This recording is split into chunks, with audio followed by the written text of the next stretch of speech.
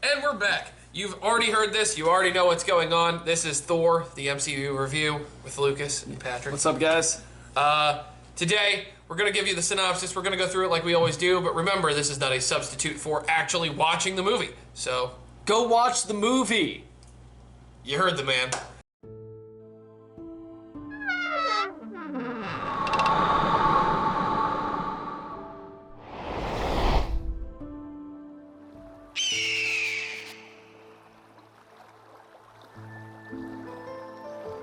Alright, quick synopsis. So, this movie starts off with Thor and Loki and Odin, but you don't know who they are yet. Yeah. Because they're definitely not part of the title or anything.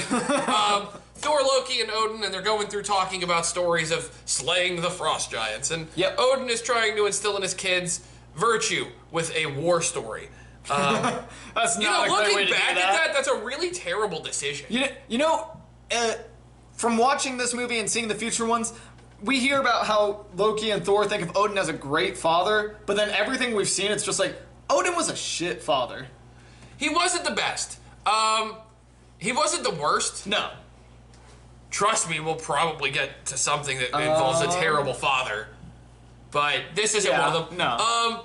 So, he instills in them, he's trying to instill in them the virtues of peace, but he's telling it through a war story. Yeah. And he wonders why one of his children becomes a warmongering psychopath and the other one's, just a psychopath. Yeah. We'll teach you peace through mercy, not peace through actually trying to attain peace through peace. Yeah. What is that? So, then we get to see Thor, all these years later, marching down with his hammer, which is foreshadowed and then immediately gratified. Yep. He's got Mjolnir in his hand. He's walking down, and his dad's like, "Do you swear to protect the realms?" and all that other stuff. And he's just, "I swear." And then the frost giants break in, and then they're killed by a destroyer. Absolutely, like, just an insane amount of things is going on. They're trying to steal the frost sphere thingy. Yeah, they're trying to steal their power back. Yeah, basically. Thor wants to go fight them. And, right before he becomes king. And Odin is just like, No, I don't think I will. hard pass, bruh. Yeah. So There's no reason to do that. they go anyway with Loki and the Warriors 3 and Sif. Yeah. Sif is the most, like, level-headed person in this entire group. By a lot.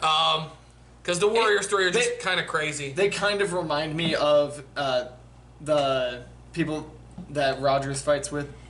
Yeah. It's like the Howling Commandos, except Commandos. not as... In my opinion, they're just not as good characterly. No, they absolutely are not. Yeah, there's no history given. There's no reason why they believe in him so much. Beyond, there is a history, but we're told, not shown, versus... And we don't understand the Howling Commandos. The Howling Commandos we've been shown instead we watched them go through the entire process of beginning to end. So it's just... It is what it is. Yeah. So... They go, and he takes his hammer, and he calls him boy, and then Thor smokes him in the face with a hammer.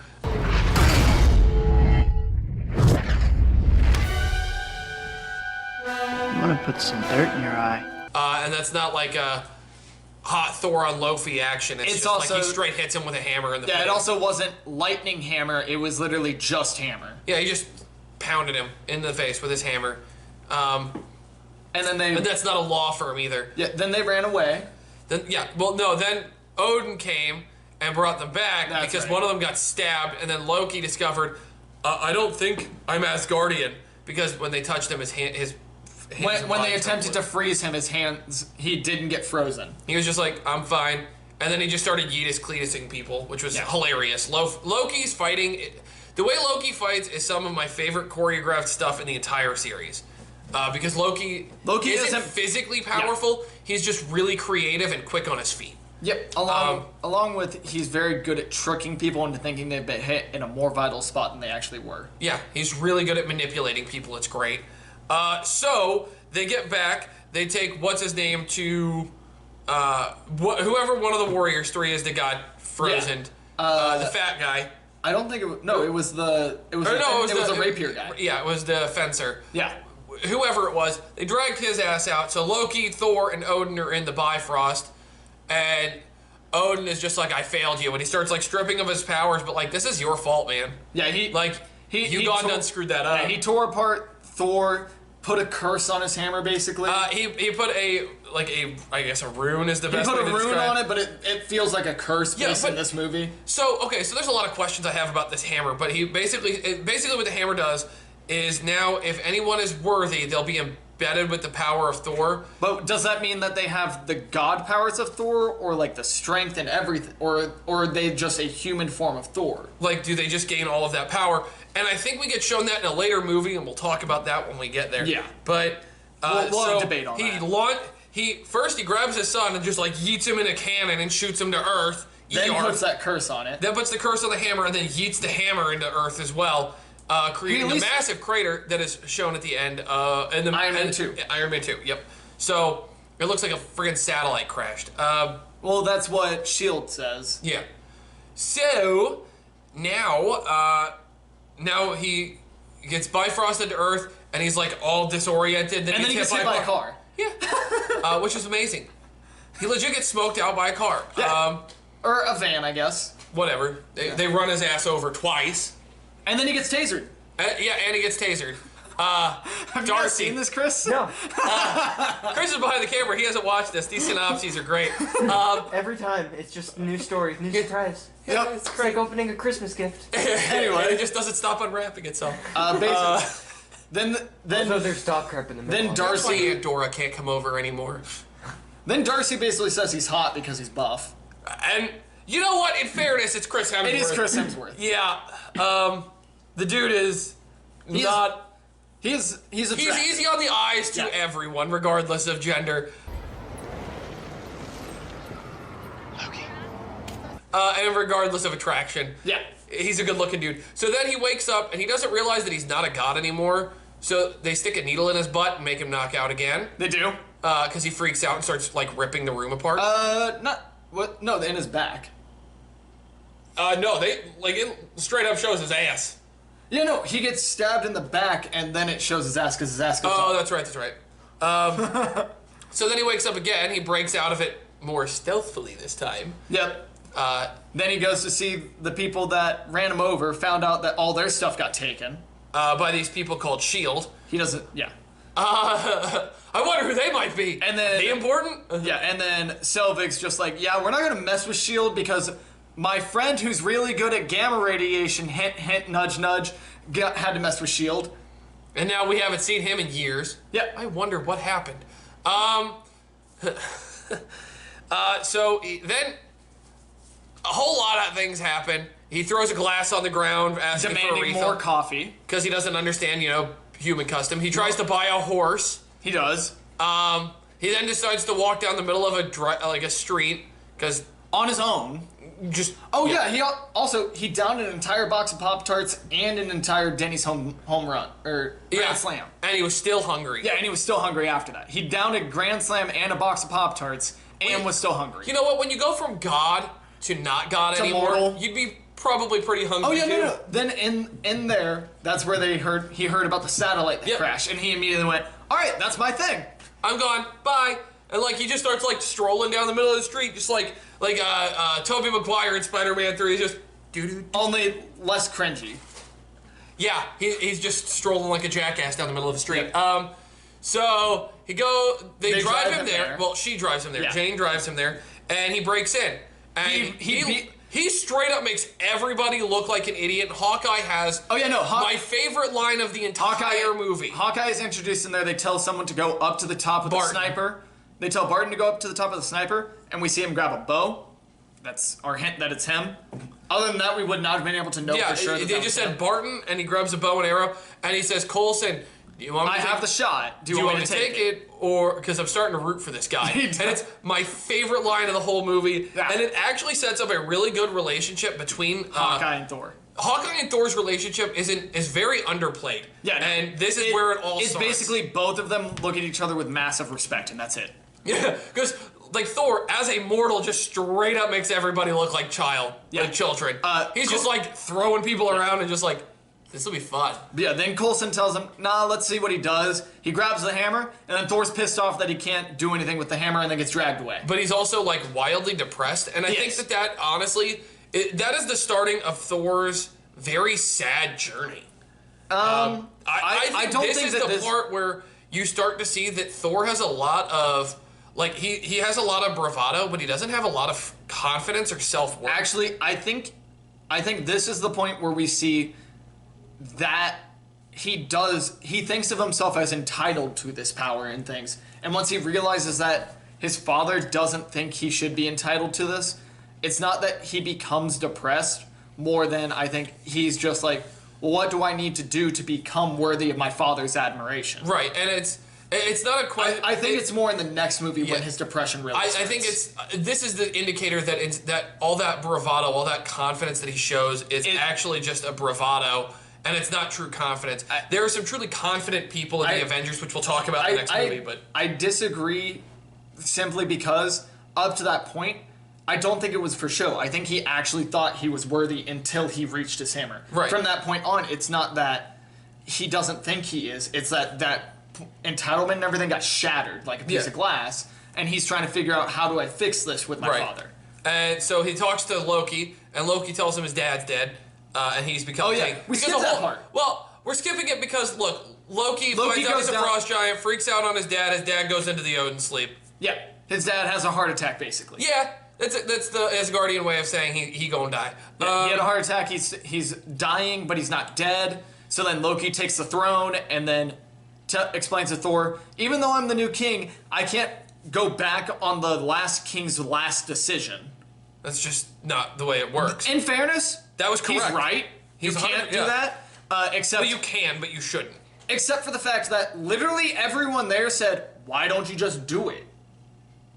Everyone said that. His mom, the Warriors. His mom did not. His mom did not. His mom never really said anything. She just kind of stayed hidden. Yeah, she stayed out of it. And that's fair. But the Warriors and a lot of the guards were just like, bring back Thor. And then even Heimdall was like, I'm not going to help you guys. But my sword's still in there. With it going. And it is what it is. So then after having the conversation with Loki, who's now king, Thor just decides he's better off being mortal. He needs to learn. He needs to find true self-worth and humility. Yeah. So he goes back to Jane. He did get to her notebook, which she's very happy about, and he explains it to her on a starry night. You know, this looks reminiscent from a different franchise that she might have been in. Anyway, Natalie Portman, I will never stop liking you. Basically, magic in our world is technology for the Asgardians. That's basically what he says. Magic and science are one and the same. Yeah, they're the same thing. So then after that, the Warriors 3 decide they're going to go to Earth. Yeah. And it's been probably a week at this time. Maybe I think it's more like it feels like it could be, but it also feels like it could just be like 2 days. Also, Selvig is recovering from a hangover. Yeah. So like it could be the next day. 2 to 3 days. He's only on Earth for like a week. Yeah, at most. At most. And most of that was spent in the hospital with a needle in his ass.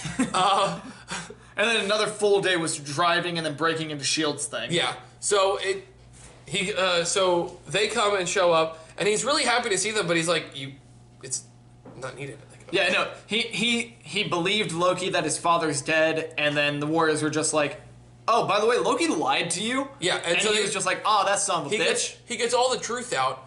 And the Destroyer comes to town, and Thor's just like, I got this. I have a plan. And he sends everybody away, and he goes... After they tried to beat it. Yeah. Like, the Warriors tried to beat it, and he's like, nah, I got this. Loki, fight me. And he just... Thor does something that he hadn't done yet. It came off as though he'd never done this before in his life. And even Loki was... he had that look of... Conflicted. Really? Yeah, conflicted He's doing this now, and he apologizes, which is... And then he gets yeeted away. Yeah, well, it looks like he's going to stop, but then he gets yeeted away, and then he becomes worthy, and the hammer flies to him. Yep. Which, and then I feel was kind of like MacGuffin-y. It was. It definitely was. But it also felt earned. It did. I think what should have happened. And then Thor yeets the Destroyer all across the universe. Yeah. Yeah, he then yeets it, and then Heimdall breaks out of the ice that he was frozen in, brings him back, and then they fight Loki. Loki keeps the thing going to destroy the 9 realms. He's going to destroy the The Odenheim? Yeah, he's gonna destroy Odenheim because he has the bridge open there. And then Thor breaks the bridge. Odin wakes up at the time that he's doing that, catches him while Thor's catching Loki, and Loki's just like, no, I'm good. Well, Loki he's looking for his father's admiration because he's trying to, he in his own twisted way, Loki was trying to do what he believed was right, and not in a great way. Loki feels adopted because he thinks that Odin thinks Thor's better than him, and Thor thought of himself better than Loki because he was the firstborn. And once they both realized, I'm not better than anyone, and I don't need my father's approval, that's when they become their own characters, but this movie's setting up for that. I don't think this is the movie where they both get that. Yeah, they haven't come to be on the same page, and that will happen for a little while. Yeah. And then the movie ends with Loki in Loki Selvig. falling and hanging out. Yeah. Sees Selvig, who sees the Tesseract with more of, I think it's Fury. That was at the beginning of it. Selvig hadn't fully joined yet, but he was showing him, hey, do you think you can do this? And Loki's in the mirror just, ooh, this is going to be fun. Yeah, basically. But that's the movie. That's the whole movie. The movie is actually really fun. So let's go ahead and dive into our breakdown. All right, story time. Let's start with an individual story. So as an individual story, I ranked it as a 6 out of 10. It's not bad, but it's definitely a movie that I would be like, it's one of the ones I would not want to watch again on my own. I think it's much better watching it, like, if I wanted to watch again, I'd rather watch it with Chris, who would be seeing it with fresh eyes for the first time, and just seeing his reaction to it, but it's not a movie I would personally want to watch on my own again. I actually really enjoy Thor overall. I gave it a 6 out of 10 as an individual story. I thought there were a lot of things that could be improved upon. Yeah. And I thought that if they had just let a little bit more of Chris Hemsworth's charisma actually come out on screen, I think it would have really improved the movie. It would have. But the movie can't be below a 6 because Natalie Portman's in it.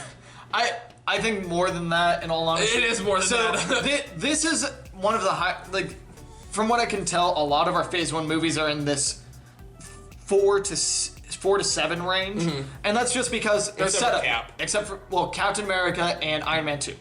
Yeah. Iron Man 2. Iron Man 3 is part of Phase 2. No, 1. Iron Man was pretty high too. For the most part, they're not super high because they're setup movies, but they're origin stories. They're origin stories, but if they're origin stories that do something very well, then they go higher. This one's an origin story that feels like it's 3 different movies trying to be one movie. It's 3 different movies because there's 3 different storylines going on at the same time in it. And there's nothing wrong because it's also the setup movie for Avengers. Yeah, there's nothing wrong with it. It's just that you have the beginning part, which is like a warmonger story. Then you have the middle part, which is an acceptance story. And then you also have Loki that's in there too, who's also doing an acceptance story, but in the wrong way. Yeah, it's the 2 sides of the same coin of the acceptance story. It's hard to balance that out for a good individual story. How it affects the MCU, I only ranked it as a 5 out of 10 for the entire reason of it sets up Thor and Loki and the beginning of Avengers. And the Bifrost. And I think that's it. And the Bifrost only matters for Thor, but it does come up in future it does, but it pops up for 3 movies. Infinity War, Endgame, not Endgame, only Infinity War. Oh, he doesn't use the Bifrost powers because he doesn't have to. It only affects the Thor movies and Infinity War. Yeah, and Age of Ultron. This man has no concern for lawn care.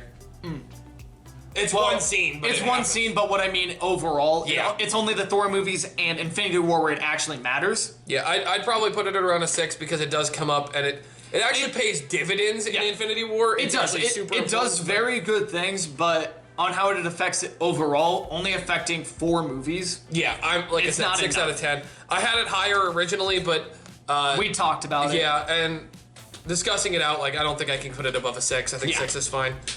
But all right. That's how we would rank it. So let's move on to the main characters. 0. The main characters. So first up is Thor. And I really like Thor. I like Chris Hemsworth, but I couldn't put him above a 7 out of 10.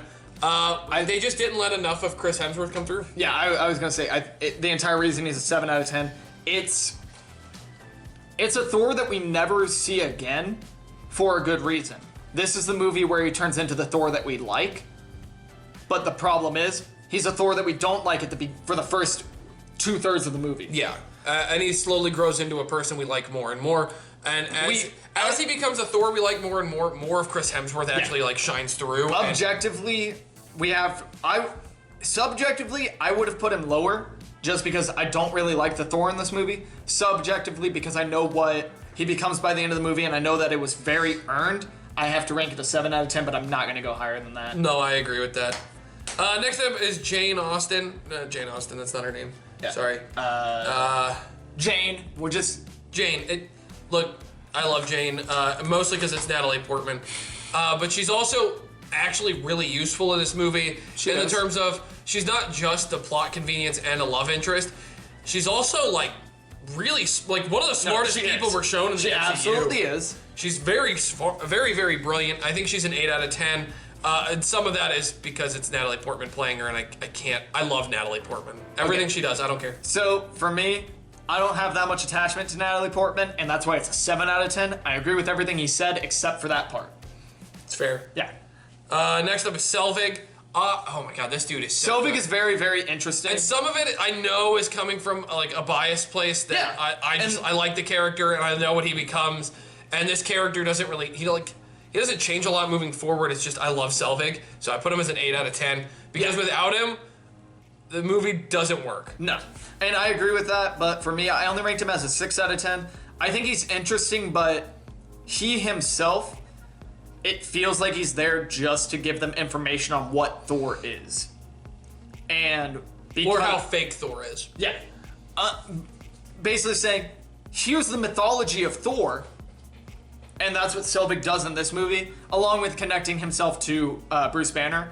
But excluding what he does in the future, because that's what I'm trying to do, I have to rank him as a 6 out of 10. He's very good, just I wish that he could have done a little bit more in this movie. And next up, my personal favorite character from this movie. Yeah. And like, I know that she's there as the regular person because it's a god that doesn't fit, 2 genius scientists that She's also there as the comic relief. She's such a good character. I love it. It's Darcy. Darcy. I ranked her as a 10 out of 10. I love Darcy. I ranked her as an... Every scene she's in, that she speaks, she steals the scene for me. She always makes me either laugh or I'm like, I wanted to know the answer to that too. Or she can't pronounce Mjolnir and she says Mjolnir.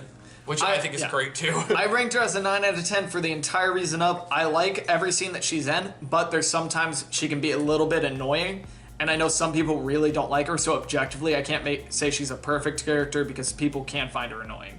I mean, everybody can find a fault with a character. I know, but... That's the beauty of this. In the terms of... For me, she's a perfect character. She's a perfect fit for this movie. For me, I remember the first few times I watched this movie, because this is like my 4th time watching it, she got on my nerves a few times in the first few watchings, but yeah, I would do a 9 out of 10. She also becomes really important to like side series. Like she's in WandaVision. You haven't watched it yet. No, I haven't. Okay, well it's good. So we'll check that out. But next up is villains. Bitch. And villains. All right. Let's start with bad and then go to good, because I think that would make... That's fair. Loki. King Loki. 4 out of 10. He's not good. He's barely an antagonist. Yeah. He's just kind of a nuisance. He's just there, it feels like.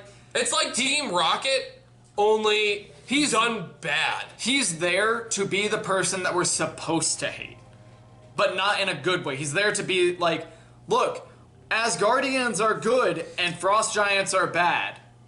And that's where it ends. It doesn't like... No, there's no... They do nothing with a character for him. He's just, I am a generically bad guy just to be a bad guy. And that is never... And you never even see the hero after the beginning of the movie where the war breaks out on the Jotunheim. You never see Thor fight Loki again. No, because Thor isn't the one that deals with him. Loki does. Yeah. So 4 out of 10. 4 out of 10. Yeah. Good. Honestly, 3 out of 10. That's fair. He's awful. That's fair. There's nothing good about him. There's no redeeming qualities. He's not even fun to look at. There is in the fact that he is the king of the Frost Giants for Loki. I mean, I guess. And that's why I'm keeping him at a 4 out of 10. because Loki is proving that he wants to be an Asgardian more than he cares about who he actually is. Who Who he actually is. Who he was actually born. Yeah. Loki is actually a frost giant. Yeah. But he cares more about wanting to be an Asgardian than he does about his actual heritage. And because he kills Loki, that is what does that. Yeah. Who's also his father, fun fact. Yeah. Loki, though, I rank as a 7 out of 10 in this movie. So, for me, I try to keep these as much as I can into just this movie. And for just this movie, Loki is a little bit too out there. He doesn't follow one train of thought. He goes into like 5 different trains of thought and tries to make them all converge into one line, but that just kind of ends up, one of them goes far ahead, but the rest of them are all crashing behind him. Yeah. I put Loki as an 8 out of 10. I originally had him higher, but trying to keep it within this movie. I love the character. I think it's Hiddleston. Yeah. Tom Hiddleston does a great job with him. He is Loki. I mean, no, he is Loki is an excellent villain, but he gets a lot better in future movies as not just a villain, but also as a hero.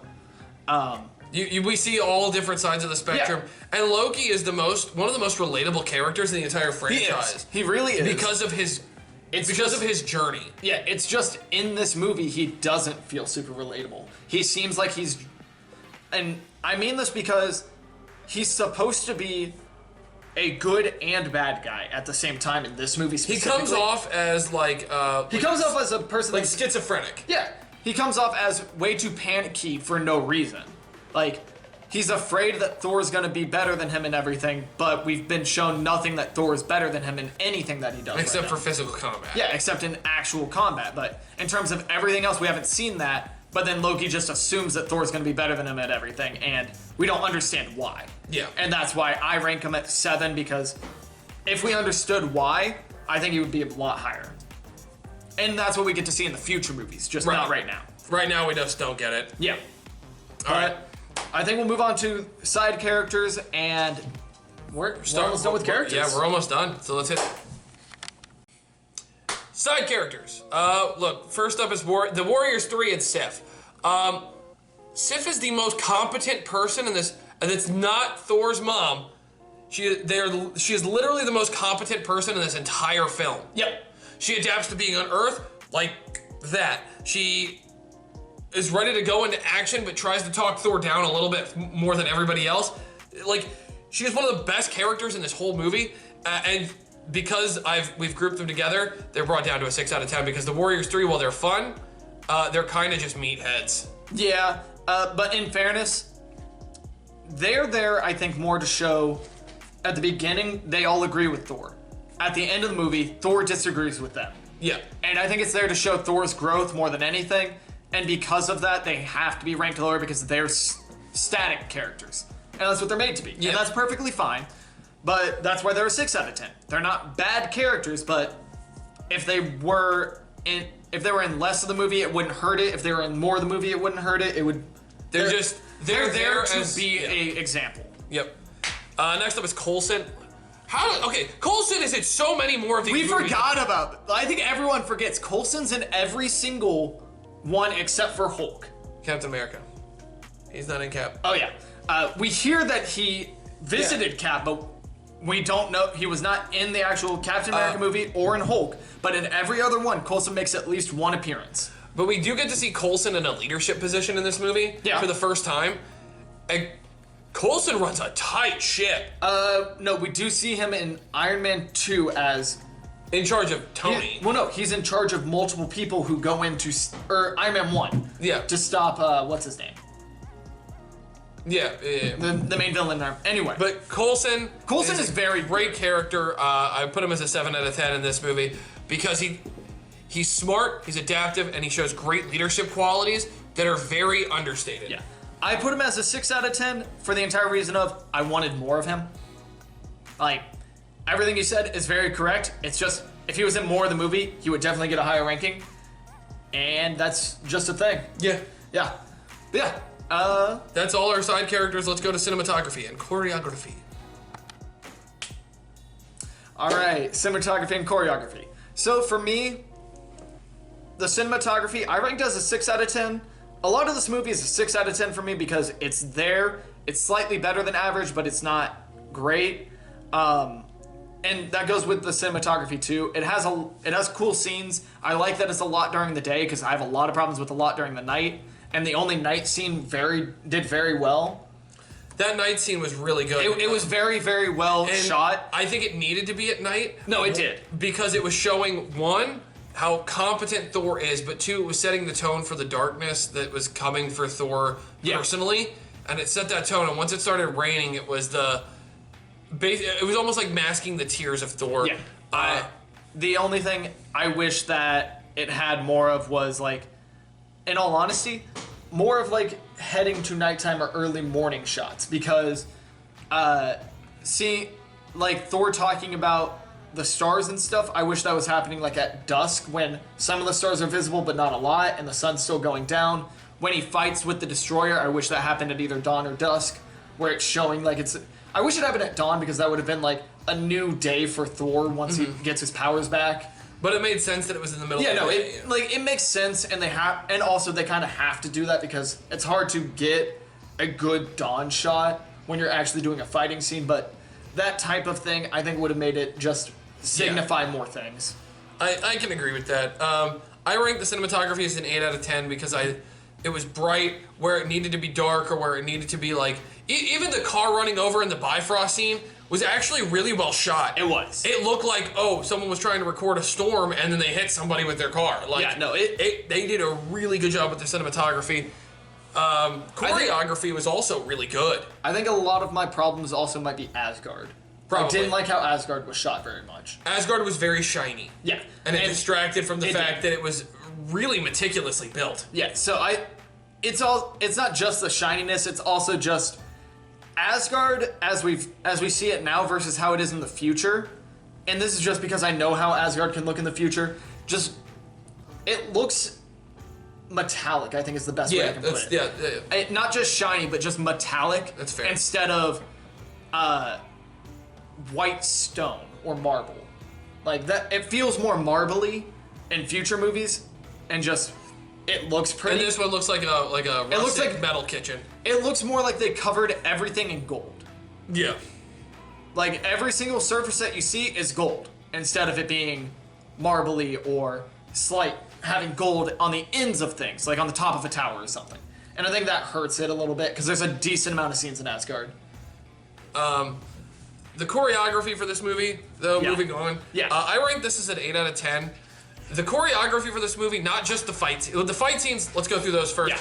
So the fight scenes, the one in the Odenheim was really good. Jotunheim I didn't really like that much. I like certain people fighting, but other people. So I don't like it because it shows certain people fighting a lot more strategically and other people just being brute force when brute force wouldn't work for them specifically. Right. Like the dwarf in Thor, it makes sense, but Rapier, it felt more like he was trying to be brute forcey when a rapier just can't. You can't do that. It felt only like Loki and Sif were the only two that were not brute forcing. Yeah, because they're smart. But and a Loki, couple, But Loki's positioning was always interesting. In which, So all Loki's fight scenes are 10 out of 10s in this movie. Yeah. Every time Loki is on screen fighting with somebody, it's always excellent. Perfect. Yeah, I agree with that. Thor in the fight scene at the very beginning was exactly Thor then. Brute force, punch through, hit, warmonger. But everyone else followed suit except for Sif and Loki. Yeah. So those fight scenes, the Odenheim fight scene was really good. Then he gets into the fight scene in S.H.I.E.L.D. The S.H.I.E.L.D. fight scene that one was excellent. I have no problem with that one. There's absolutely nothing I have wrong. The people that he outmuscles, which is most of them, he does. But then when he shows that he has to get into a technical fight with someone that is physically stronger than him in his mortal form, he is not only smart enough and capable enough to put him onto the ground and then attack, because he does know to do that. He knew and did it efficiently. Yeah. And then the final. My favorite scene. I think the Warriors 3 and Sif's fight with the Destroyer was much better choreographed than when Thor got his powers back. I agree. There's one scene that was choreographed that this is not a fight scene, it's after a fight scene. It was Thor walking up to the destroyer. If you watch it closely, Thor is walking downhill, confronting his brother who's at the bottom of the hill. Yeah. Thor has started to reach the peak of his story where it's now going to its next arc, or the next hill in this case.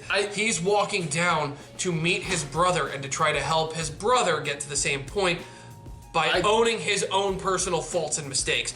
And that shot, you see Thor slowly going down to Loki's level, not in terms of power, not in terms of placement, not in terms of where he believes he is in life, but in, you're my brother and I care about you, I'm coming down to bring you up with me because I love you. I think and that's what it feels like in terms of the shot to me. For that, to me, more of it is he's going down because Loki has always seen Thor as a person he has to defeat to get higher, but Thor realized he no longer he's not at a higher level than Loki. He's always been equal to him. Yeah. So he's not going down to say, I'm going to help bring you up. That as well. He's not saying, I'm going to bring you up, but more of, we've never been different. We're always been the same person. We're brothers. Yeah.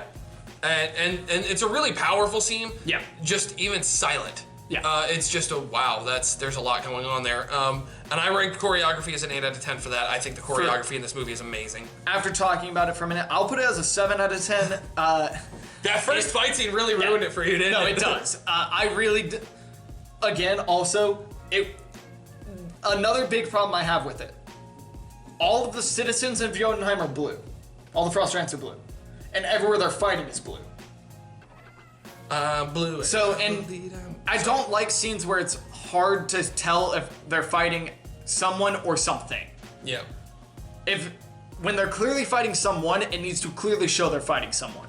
Which is a lot of the problem why I have a lot of problems with people that are fighting at night.